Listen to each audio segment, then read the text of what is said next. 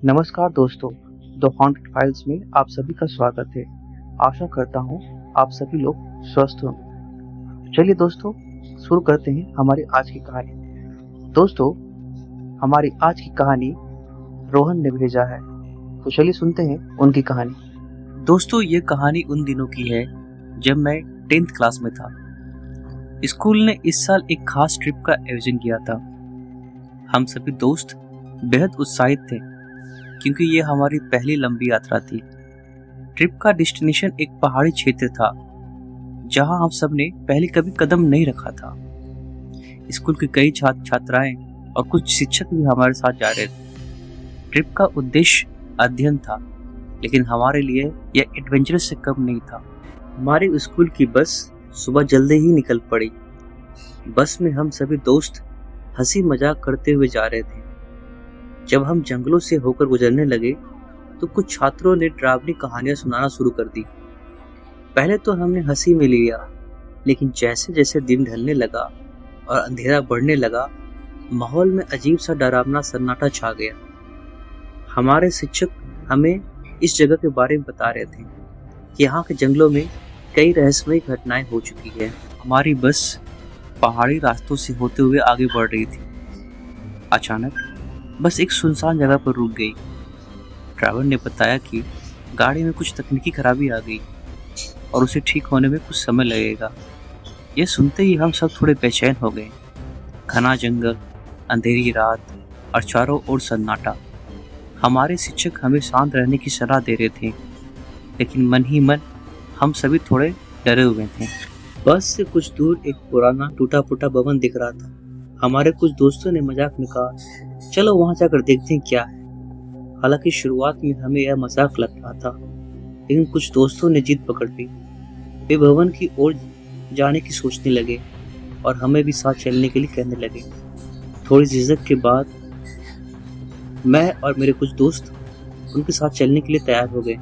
हमने अपने शिक्षक से बचते बचाते भवन की ओर बढ़ने लगे। जैसे ही हम उस भवन के पास पहुंचे, वहां की हवा में एक अजीब सी ठंडक थी। भवन की दीवारें जर्जर हो चुकी थी और दरवाजे पर जंग लगा हुआ था। अंदर से अंधकार के सिवाय कुछ नहीं दिख रहा था। हम सभी ने अपने मोबाइल्स की फ्लैशलाइट जलाई और अंदर की ओर कदम रखा। जैसे ही हम अंदर गए, एक अजीब सी आवाज सुनाई दी, जैसे कोई हल्के से सांस ले रहा है। मैंने सोचा कि शायद यह हमारी कल्पना हो सकती है, लेकिन कुछ दोस्तों के चेहरे पर डर साफ नजर आने लगा था। भीतर के कमरे में पुराने धूल भरी चीजें पड़ी हुई थी। तभी अचानक एक भारी दरवाजा अपने आप बंद हो गया। हम सब डर के मारे चीख उठे। हमारी समझ में नहीं आया कि क्या किया जाए। अचानक किसी ने मेरे कंधे पे हाथ रखा। मैंने पलटकर देखा, पर वहां कोई नहीं था। हम सब बहुत डरे हुए थे। स्थिति और भयानक हो गई थी। हम सभी कमरे में एक कोने में छिपकर बैठ गए थे, लेकिन उस कमरे में लगातार अजीब आवाजें आ रही थी। जैसे ही हम दरवाजे के पास जाने की कोशिश करते, कोई अदृश्य शक्ति हमें पीछे खींच लेती। ऐसा लगने लगा कि हम किसी अदृश्य आत्मा के प्रकोप में फंस गए हैं। भी एक पुरानी सी तस्वीर पर हमारी नजर पड़ी। उसमें एक परिवार की तस्वीर थी, लेकिन उनका चेहरा अजीब सा विकृत हो चुका था। अचानक तस्वीर के एक सदस्य की आंखें चमकने लगी। हमारी हिम्मत टूट चुकी थी। हमारे पास बस एक ही रास्ता बचा था, प्रार्थना करना। हम रात भर वहां फंसे रहे। कुछ समय बाद हमें लगा कि कोई दरवाजा को खटखटा रहा है। हमने सोचा कि शायद ये हमारी मदद के लिए कोई आया है, लेकिन जब हमने दरवाजा खोला तो वहां कोई नहीं था। जैसे तैसे हम सुबह का इंतजार करते रहे। रात खत्म होते ही सुबह की हल्की रोशनी भीतर आई, और जैसे ही सूरज की किरणें कमरे में अंदर पड़ी, सभी डरावनी घटनाएं अचानक बंद हो गई। हम हिम्मत जुटाकर भवन से बाहर निकले और बस की तरफ भागे। हमारे शिक्षक और अन्य छात्र भी परेशान थे, क्योंकि हम पूरी रात गायब थे। हमने किसी को इस घटना के बारे में कुछ नहीं बताया, क्योंकि कोई भी हमारी बात पर यकीन नहीं करता। लेकिन इस यात्रा ने हम सबके दिलों में हमेशा के लिए एक गहरी छाप छोड़ दी थी। इसे लौटने के बाद हम सबने ये सोचा कि अब यह भयानक अनुभव पीछे छूट गया है, लेकिन असल में वो खौफनाक रात हमारी जिंदगी में एक नए डर की शुरुआत थी। लौटने के कुछ दिनों बाद ही हमें अजीब सपने आने लगे। हर रात मैं उस पुराने भवन और वहाँ के डरावने चेहरे को सपने में देखता। वो चेहरा मेरे बगल में खड़ा होता तो कभी मैं उस बंद दरवाजे को खोलने की कोशिश कर रहा होता, लेकिन मेरे हाथ जैसे जम जाते थे। मेरे दोस्तों के साथ भी कुछ ऐसा ही हो रहा था।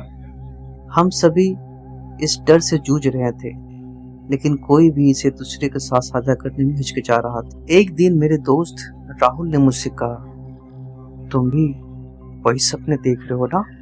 ये सुनकर मैं चौंक गया। मैंने उसे सब कुछ बताया और उसने भी अपना अनुभव साझा किया। धीरे धीरे हमारे उस समूह के सभी लोग इकट्ठा हो गए और हमने महसूस किया कि हम सभी एक ही तरह के सपने देख रहे थे।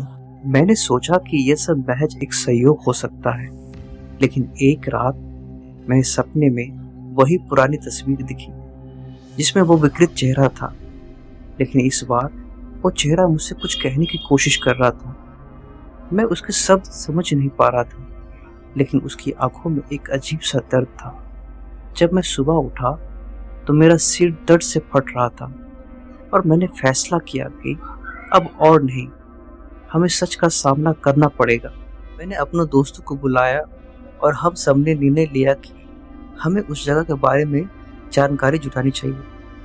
हम स्कूल, लाइब्रेरी और इंटरनेट पर उस इलाके की पुरानी घटनाओं की खोज करने लगे।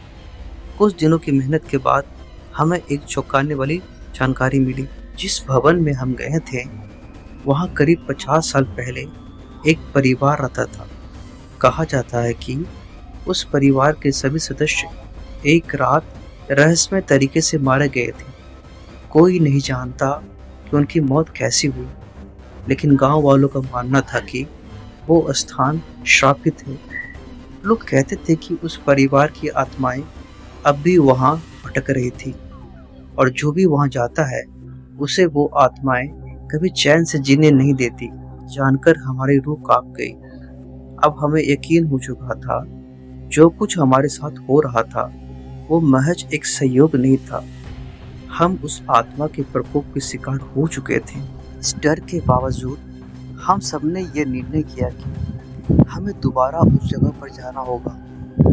अगर हम वहाँ नहीं गए और सच्चाई का सामना नहीं किया तो शायद ये डर हमें जिंदगी भर परेशान करता रहेगा। हम लोगों ने एक दिन तय करके उसी भवन की ओर निकल पड़े।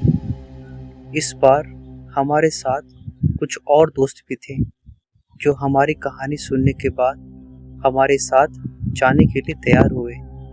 हम सबने अपने साथ कुछ धार्मिक प्रतीक और हनुमान चालीसा और भगवान की मूर्तियां भी रख ली थी ताकि हमें किसी बुरी आत्मा से सुरक्षा मिल सके। जब हम भवन के पास पहुंचे वहां पूरा सन्नाटा पसरा हुआ था। हम धीरे धीरे कदमों से वहां जा रहे थे। सबके दिल में डर था, लेकिन इस बार हमने ठान लिया था कि हम इस रहस्य को सुलझाकर ही लौटेंगे। जैसे ही हम अंदर गए सब कुछ पहले ही जैसा था। वही जर्जर दीवारें, वही धूल भरी फर्श और वही रहस्यमय सन्नाटा। हम सब ने हिम्मत जुटाई और उस कमरे की ओर बढ़े जहां पिछली बार दरवाज़ा बंद हुआ था। जैसे ही हम लोग कमरे में दाखिल हुए ऐसा लगा कि वहां कोई अदृश्य शक्ति मौजूद है। तभी अचानक से कमरे के कोने में पड़ी वो पुरानी तस्वीर एक जोरदार आवाज के साथ गिर गई। हम सबके चेहरे पर डर साफ दिख रहा था, लेकिन हम इस बार भागे नहीं। तभी कमरे में एक धीमी आवाज गूंजने लगी। ये वही आवाज थी जो मैंने अपने सपनों में सुना था। ऐसा लग रहा था जैसे कोई हमसे कुछ कहना चाह रहा हो। हमने ध्यान से सुना और उस आवाज ने हमसे कहा, हमें मुक्ति दो, हम यहाँ फंसे हुए हैं। अब सब कुछ साफ हो चुका था। वो आत्माएं हमें किसी तरह का हानि नहीं पहुंचाना चाहती थी, बल्कि वे बस इस दुनिया से छुटकारा चाहती थी। हमने वहाँ बैठकर प्रार्थना की और उनकी आत्माओं के लिए शांति की कामना की। प्रार्थना के कुछ मिनटों बाद हमें कमरे में एक हल्की सी चमक दिखी। ऐसा लगा जैसे वो आत्माएं हमारी प्रार्थना सुन चुकी थी और अब इस दुनिया से विदा लेने को तैयार है। अचानक कमरे का दरवाजा अपने आप खुल गया। हम सबने गहरी सांस ली और बाहर निकल के आए। उस दिन के बाद हम में से किसी को भी उन आत्माओं ने परेशान नहीं किया। वो डरावने सपने और अजीब घटनाएं भी बंद हो गई। हमने समझ लिया था कि कभी कभी जो दिखता है वो भूतिया नहीं होता। कुछ आत्माएं भी शांति चाहती है और हमें उन्हें वो शांति देने का प्रयास करना चाहिए। तो इस तरह हमारे स्कूल की ट्रिप का ये अनुभव एक अद्भुत मोड़ पर खत्म हुआ। डर और रहस्य के साथ साथ हमने यह भी सीखा कि साहस और समझदारी से हर समस्या का सामना किया जा सकता है। तो दोस्तों, कैसी लगी हमारी कहानी हमें जरूर बताएं। अगर आपको ये कहानी अच्छी लगी हो तो एक लाइक कर दें। अगर आप इस चैनल पर नए हो तो चैनल को सब्सक्राइब कर दें। तो चलिए दोस्तों, मिलते हैं अगली वीडियो में।